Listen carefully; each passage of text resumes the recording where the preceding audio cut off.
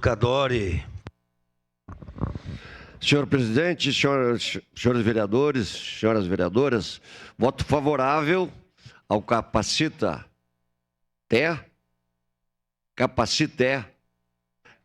porque a gente sempre defende o autismo e defende as pessoas com dificuldade, com deficiência, mas muitas vezes na teoria.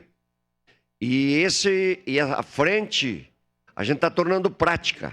Parabenizo a vereadora Tatiane, porque além do discurso, está se pensando em tornar isso realidade, da inclusão, da defesa, não só em empresas, mas também a gente discute a importância do poder público e da educação, da Secretaria da Educação, capacitar, preparar profissionais para atender as pessoas com dificuldade, com autismo e com deficiência. Então, meu voto é favorável e que projetos assim, e que venham a essa casa, que me deixa muito à vontade no apoio, no incentivo e na aprovação, porque são projetos que vêm defender as pessoas com mais dificuldade, as pessoas com deficiência e que são realmente discriminadas. Então, parabéns mais uma vez e o meu voto é favorável.